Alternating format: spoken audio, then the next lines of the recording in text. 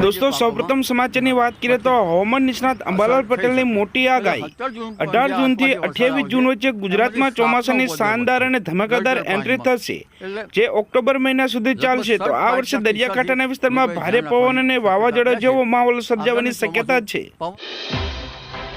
तो વધુ એક મહત્વના સમાચારની વાત કરીએ તો જૂન મહિનામાં આગામી વરસાદી રાઉન્ડની આગાહીની વાત કરીએ તો 15 થી 20 જૂન આ સમયગાળા દરમિયાન પ્રી મોન્સૂન એક્ટિવિટી જોર પકડશે। તો પવનની ગતિ વધશે અને મધ્ય ગુજરાત, દક્ષિણ ગુજરાત તથા સૌરાષ્ટ્રના દરિયાકાંઠાના વિસ્તારમાં ગાજવીજ સાથે વરસાદી ઝાપટા શરૂ થશે। જ્યારે 20 થી 25 જૂન દરમિયાન આ દિવસોમાં બંગાળની ખાડીમાં સર્જાનાર મજબૂત સિસ્ટમના કારણે ગુજરાતમાં ચોમાસું સક્રિય થાય તેવી પૂરેપૂરી સંભાવના છે। तो दोस्तों फटाफट बीजा समाचार की बात करें तो अल निनो असर अने खेडूतों माटे मोटी सलाह।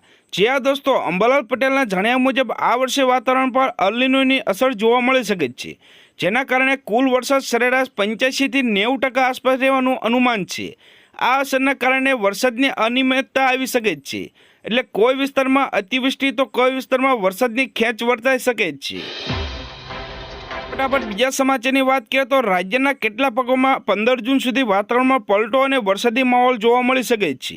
ज्यारे 20 जून पछी गुजरात में ચોમાસું विविध रीते आगमन थशे अने भेजवाळा पवनो जोर पकड़शे।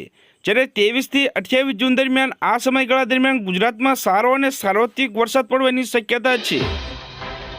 दोस्तों फटाफट बीजा समाचार की बात करें तो 10 થી 15 जून दरमियान अरबी समुद्र और बंगाळनी खाड़ी में भारे पवन फूंकावानी शक्यता छे। तो महाराष्ट्र, गोवा, कर्नाटक और केरळना दरिया किनारे 40 થી 50 किमी प्रति कलाकनी झड़पे पवन फूंकाई शके छे, जे 60 किमी सुधी पहोंची शके छे। तो लक्षद्वीप और मालदीव विस्तार में भारे पवन फूंकाવાની शक्यता। तो दोस्तों फटाफट बीजा सौथी महत्वना समाचार की बात करें तो दक्षिण गुजरात में भारे एलर्ट। जुलाई में पूरનું संकट। दक्षिण गुजरातना भागों में मेघराजा भारे आक्रामक मूड में जोवा मळशे, जेमां आहवा, डांग और नवसारी विस्तार में अत्यंत भारे वरसाद पड़वानी शक्यता। तो आ उपरांत मध्य गुजरातना केटलाक प्रदेशों थनार वरसादनी असर पण जोवा मळशे। त्यारबाद 23 जून થી 28 जून वच्चे फरी एकवार वरसादनो जोरदार राउंड आवशे। दोस्तों फटाफट बीजा समाचारनी बात करें तो हवामान निष्णात परेश गोस्वामीनी मोटी आगाही। गुजरातना खेडूतोने वावणी लायक वरसाद माटे हजू राह जोवी पड़शे। केरळना कांठेथी ચોમાસું જેમ જેમ આગળ વધ્યું તેમ તેમ ગુજરાતમાં પ્રી મોન્સૂન એક્ટિવિટી શરૂ થઈ ગઈ છે। રાજ્યમાં કાળઝાળ ગરમીનું પ્રમાણ ઓછું જરૂર છે, પરંતુ ભેજવાળા પવનના કારણે અસહ્ય ઉકળાટ અને બફારાથી બેહાલ લોકો ચોમાસાને કાગળે રાહ જોઈ રહ્યા છે।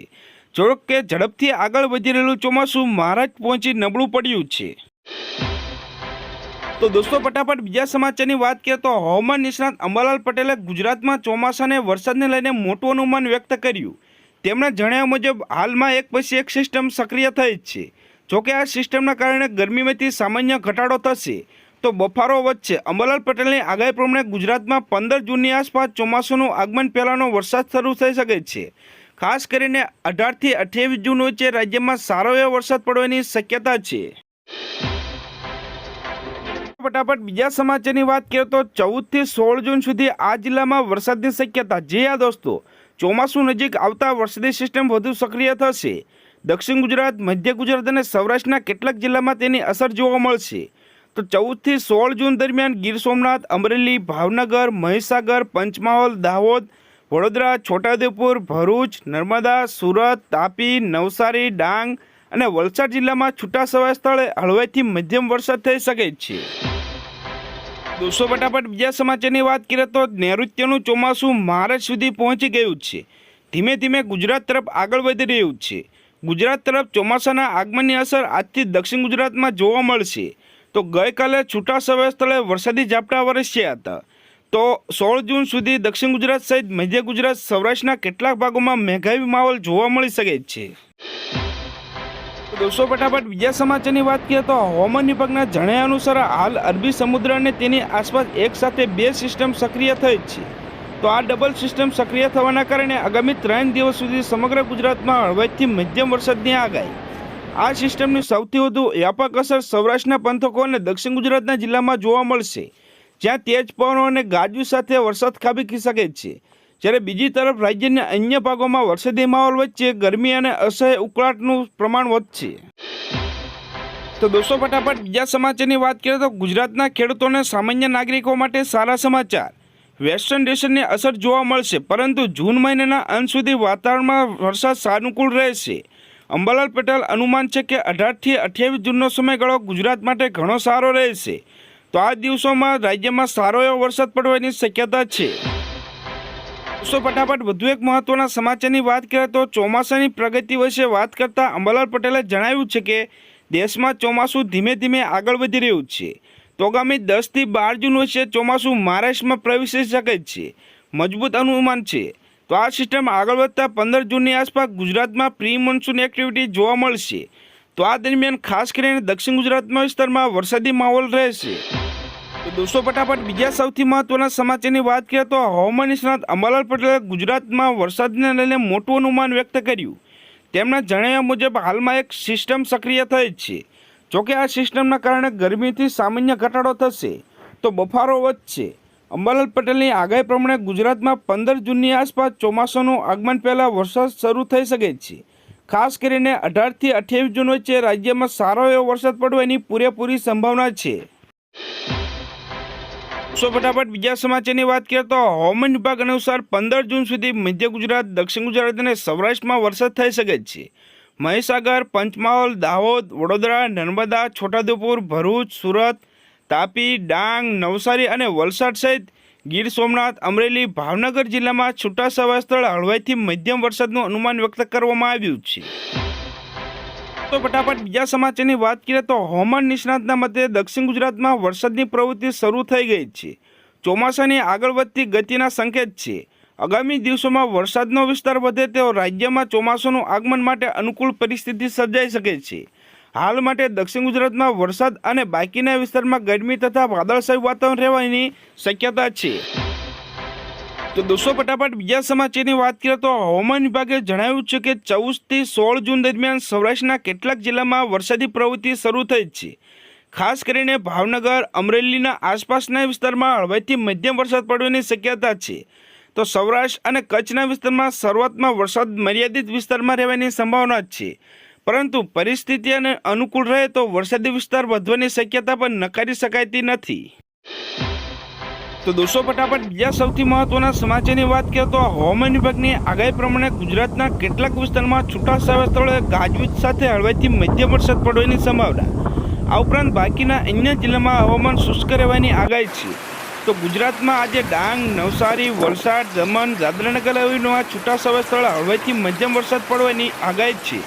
તો આ ઉપરાંત ઉત્તર ગુજરાતના તમામ જિલ્લા સહિત સૌરાષ્ટ્ર અને કચ્છ સહિત દીવમાં હવામાન સૂકું રહેવાની સંભાવના વ્યક્ત કરવામાં આવી છે. દોસ્તો ફટાફટ બીજા સમાચારની વાત કરીએ તો દેશમાં ચોમાસાની શરૂઆત ભલે ધમાકેદાર થઈ હોય, પરંતુ આગામી દિવસોમાં અલ નીનોની અસરના કારણે ખેડૂતોના પાક પર મોટું નુકસાન તોળવાઈ રહ્યું છે. જુલાઈ અને ઓગસ્ટ મહિનામાં અલ નીનોની સક્રિય થવાના કારણે દેશના ઘણા ભાગોમાં દુષ્કાળ જેવી સ્થિતિ સર્જાઈ શકે છે. તો ઓછો વરસાદ પડવાની આશંકા છે. આ સંભવિત જોખમને પહોંચી વળવા માટે કૃષિ મંત્રાલય યુદ્ધના ધોરણે ઓપરેશન રાહત એટલે કે ખેતી બચાવ અભિયાન શરૂ કરી દીધું છે. તો દોસ્તો ફટાફટ બીજા સમાચારની વાત કરીએ તો ખાસ કરીને 14થી 15 જૂન સુધી ઉત્તર ગુજરાતના પ્રદેશના જિલ્લાઓમાં છૂટાછવાયા સ્થળે હળવાથી મધ્યમ અને ગાજવીજ સાથે વરસાદ પડવાની શક્યતા. દેશના 16 રાજ્યમાં મોન્સૂન ધમાકેદાર એન્ટ્રી થઈ ચૂકી છે, ત્યારે ગુજરાતમાં પણ મેઘરાજાની પધરામણીનો સમય આવી ગયો છે. તો આ વરસાદથી ખેડૂતો માટે મોટી રાહત મળશે. તો દોસ્તો ફટાફટ બીજા સમાચારની વાત કરીએ તો 13 જૂન બાદ વરસાદનો વ્યાપ નોંધપાત્ર રીતે વધશે. ઉત્તર ગુજરાતના જિલ્લાઓ જેવા કે અરવલ્લી, પંચમહાલ, દાહોદ, મહીસાગર તેમજ દક્ષિણ ગુજરાતમાં વડોદરા, છોટાઉદેપુર, નર્મદા, ભરૂચ, સુરત, ડાંગ, તાપી, નવસારી, વલસાડ, દમણ અને દાદરાનગર હવેલીમાં ગાજવીજ સાથે હળવાથી મધ્યમ વરસાદની શક્યતા. તો આ ઉપરાંત સૌરાષ્ટ્રના પ્રદેશમાં પોરબંદર, જૂનાગઢ, અમરેલી, ભાવનગર, ગીર સોમનાથ, દીવમાં પણ છૂટાછવાયા સ્થળે હળવાથી મધ્યમ વરસાદની આગાહી વ્યક્ત કરવામાં આવી છે. તો દોસ્તો ફટાફટ બીજા સમાચારની વાત કરીએ તો તોફાની પવન ફૂંકાશે અને નક્ષત્ર બદલાશે. 12થી 14 જૂન દરમિયાન ગુજરાતના વિવિધ ભાગોમાં વરસાદ પડી શકે છે, જ્યારે 15થી 16 જૂન દરમિયાન મૃગ રાશિ નક્ષત્ર બેસતા વરસાદની ગતિ વધશે. તો તારીખ 28 જૂને વાતાવરણમાં વધુ મોટો પલટો આવશે, જ્યારે 20 જૂન સુધી અનેક વિસ્તારમાં જળબંબાકાર થઈ શકે છે. તો આ દરમિયાન સૌરાષ્ટ્ર અને દક્ષિણ ગુજરાતમાં સારો એવો વરસાદ નોંધાશે, જ્યારે ઉત્તર ગુજરાતના ભાગોમાં 35 કિલોમીટર પ્રતિ કલાક અને અન્ય વિસ્તારમાં 60થી 70 કિલોમીટર પ્રતિ કલાકની ઝડપે ભયાનક પવનો ફૂંકાશે. તો આ તેજ પવનના કારણે વીજળીના થાંભલાને ઝાડ પડી જવાની પૂરેપૂરી શક્યતા છે. દોસ્તો ફટાફટ બીજા સમાચારની વાત કરીએ તો 14થી 15 જૂન સુધી ઉત્તર ગુજરાતના પ્રદેશના જિલ્લામાં છૂટાછવાયા સ્થળે હળવેથી મધ્યમ અને ગાજવીજ વરસાદની પડવાની શક્યતા છે. જેમ કે અરવલ્લી, પંચમહાલ, દાહોદ, મહીસાગર, દક્ષિણ ગુજરાતના તમામ જિલ્લાઓ, વડોદરા, છોટાઉદેપુર, નર્મદા, ભરૂચ, સુરત, ડાંગ, તાપી, નવસારી, વલસાડ, દમણ અને દાદરાનગર હવેલી અને સૌરાષ્ટ્રમાં પોરબંદર, જૂનાગઢ, અમરેલી, ભાવનગર, ગીર સોમનાથ, દીવમાં મધ્યમ વરસાદ પડી શકે. તો દોસ્તો ફટાફટ બીજા સમાચારની વાત કરીએ તો આ વર્ષે અરબ સાગરથી શરૂઆતથી મજબૂત હોવાના કારણે મહારાષ્ટ્ર સુધી ચોમાસું ઝડપથી પહોંચ્યું હતું, પરંતુ પશ્ચિમની સાઈડ થોડું નબળું પડ્યું છે. બીજી તરફ બંગાળની ખાડીમાં સક્રિયતાના કારણે પૂર્વોત્તર રાજ્ય જેમ કે મણિપુર, આસામ અને સિક્કિમમાં ચોમાસું આગળ વધી રહ્યું છે. જોકે મહારાષ્ટ્ર ઉપરાંત ઓડિશા, છત્તીસગઢ અને ઝારખંડમાં ચોમાસાની પ્રગતિ અટકી ગઈ છે. તો દોસ્તો ફટાફટ બીજા સમાચારની વાત કરીએ તો 22 જૂનથી બીજા રાઉન્ડમાં વાવણી લાયક વરસાદ થશે. ગુજરાતમાં ચોમાસાના પ્રારંભ અંગે હવામાન નિષ્ણાતે જણાવ્યું કે આગામી 15 જૂનની આસપાસ ગુજરાતમાં ચોમાસું બેસી જવાની શક્યતા છે. જોકે શરૂઆતમાં ચોમાસું નબળું હોવાથી માત્ર દક્ષિણ ગુજરાત અને સૌરાષ્ટ્રના દરિયાકાંઠાના છૂટાછવાયા ભાગોમાં સામાન્ય વરસાદ રહેશે.